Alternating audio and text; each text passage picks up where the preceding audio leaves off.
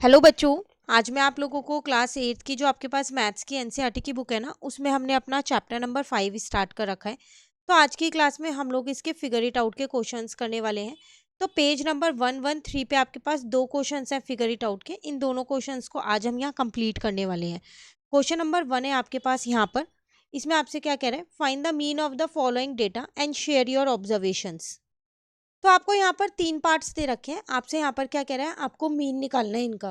तो अगर आप फर्स्ट वाला पार्ट देखो तो आपसे कह रहा है द फर्स्ट 50 नेचुरल नंबर्स।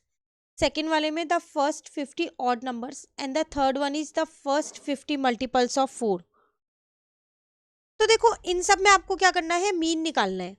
अब फर्स्ट 50 नेचुरल नंबर है, मीन का तो फॉर्मूला होता है ना, सम ऑफ ऑल ऑब्जर्वेशंस।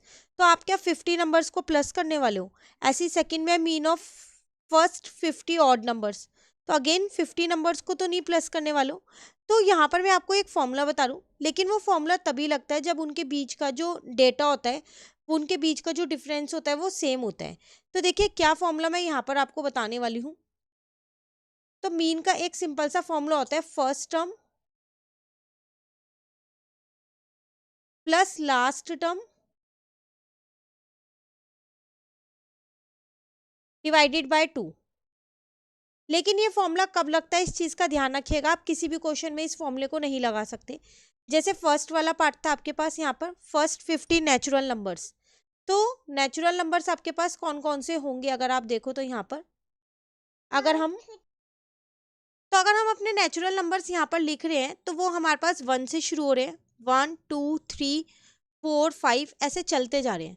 और ये नंबर्स हमारे पास 50 तक है, क्योंकि उसने हमारे को बोला फर्स्ट 50 नेचुरल नंबर्स का आपको क्या करना है, मीन निकालना है।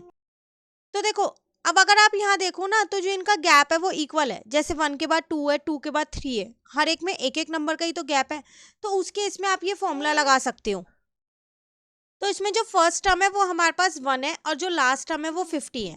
तो इस केस में हम मीन निकाल सकते हैं अपना। कैसे निकालेंगे, मीन इज इक्वल्स टू में यहाँ पर आ जाएगा 1 प्लस 50 अपॉन में 2। तो हमारे पास यहाँ पर आ जाएगा 51 अपॉन में 2। जब आप इसको डिवाइड करोगे तो कितना आएगा, 25.2 आपके पास मीन आ गया। तो ये था आपके पास फर्स्ट पार्ट यहाँ पर। सेम अब ऐसे ही सेकेंड पार्ट कर सकते हो आप। इसमें आपसे क्या कह रहे हैं, फर्स्ट 50 ऑड नंबर्स का निकालना है। तो सबसे पहली बात आप यहाँ पर लिखोगे फर्स्ट 50 ऑड नंबर्स, यही लिखोगे। तो इसमें आपके पास फर्स्ट 50 ऑड नंबर्स हैं। तो देखो फर्स्ट नंबर तो आप 1 ही लिखोगे, क्योंकि 1 आपके पास ऑड नंबर है। ठीक है, 1 के बाद आप 3 लिख दोगे, 3 के बाद 5, ऐसे 50 तो लिखोगे नहीं। लास्ट वाला जो नंबर होगा वो आपके पास 99 होगा। 99 क्यों होगा आपके पास, क्योंकि 100 जो है वो आपके पास इवन नंबर है, और 100 में 50 ऑड नंबर्स हैं आपके पास और 50 इवन नंबर्स हैं। यही है ना। तो इसका मतलब आपके पास लास्ट जो है वो 99 ही होगा। ठीक है ना यहाँ तक।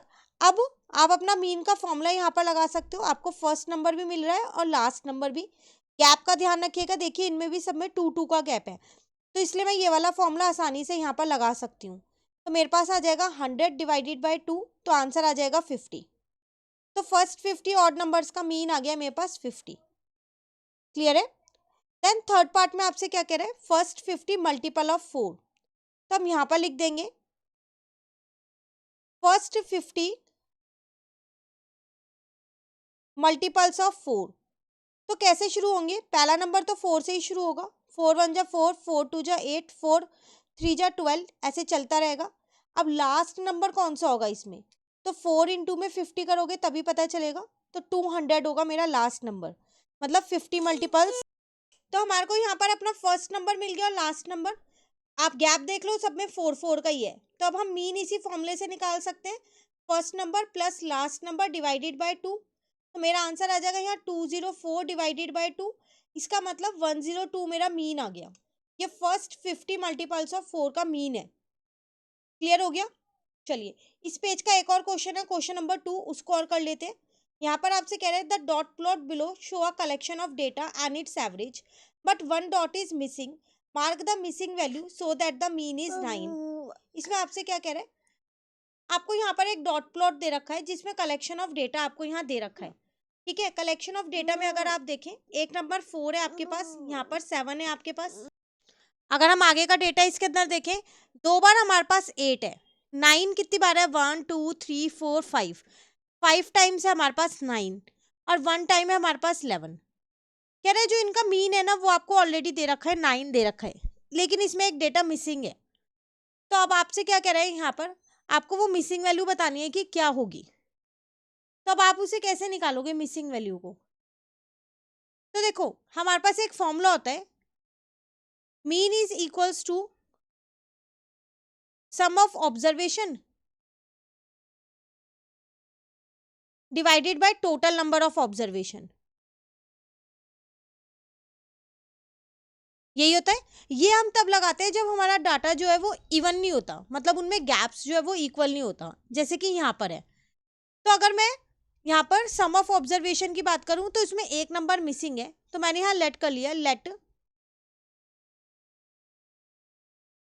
Missing number is equals to X. तो मीन मुझे 9 दे रखा है, क्योंकि मीन वो कह रहा है सेम ही रहेगा 9। आप जो मिसिंग वैल्यू है वो फाइंड करो, पर मीन 9 ही रहेगा। सम ऑफ ऑब्जर्वेशन आ जाएगा 4 + 7 प्लस 2 बार यहाँ पर 8 आ जाएगा, 5 टाइम्स मेरे पास यहाँ पर 9 आ जाएगा और एक बार मेरे पास 11 आ जाएगा। और एक x मैंने ऐसे ही ले लिया, जो ये मिसिंग वाला था वो मैंने यहाँ पर ले लिया x।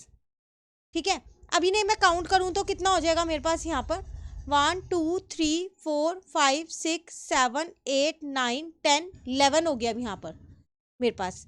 तो टोटल में मैंने यहाँ 11 लिख दिया। क्लियर है? अब हमें क्या करना है, इन सबको हमें प्लस कर देना है।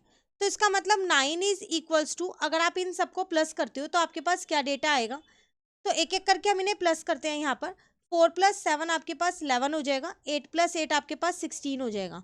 9 जो है वो 5 टाइम्स है, तो 5 9 जा 40 उसमें हम ऐड कर देंगे, उसके बाद एक आपके पास 11 है। ठीक है, तो आपके पास टोटल यहाँ पर आ रहा है कितना, 78 आ रहा है। ठीक है, अच्छा 9 + 9 × 5 45 होगा ना, तो हमको 45 ऐड करना है ना, मैंने 40 ऐड कर दिया था, तो 83 आ गया। तो 83 + x अपॉन में 11 हो गया, तो यहाँ से 99 आ गया, ये इधर चला गया, इस 83 को इधर लिया, माइनस का हो गया, इज इक्वल टू में x। तो 99 में से अगर आप 83 को माइनस करोगे तो 16 आएगा, तो x आ गया आपके पास 16। इसका मतलब जो मिसिंग वैल्यू थी वो आपके पास कितनी है, 16 है। तो जब आप इसमें 16 ऐड कर दोगे तो मीन आपका कितना आएगा, 9 ही आएगा। क्लियर है? तो आपके पास ये 2 क्वेश्चन थे इसी पेज पे जो यहाँ पर कंप्लीट होते हैं। अब जो आगे के क्वेश्चन है नेक्स्ट पेज के, उनको नेक्स्ट क्लास में करेंगे। आपको इन 2 क्वेश्चंस में कहीं पर भी दिक्कत लगी हो आप कमेंट करके पूछ सकते हैं। Thank you.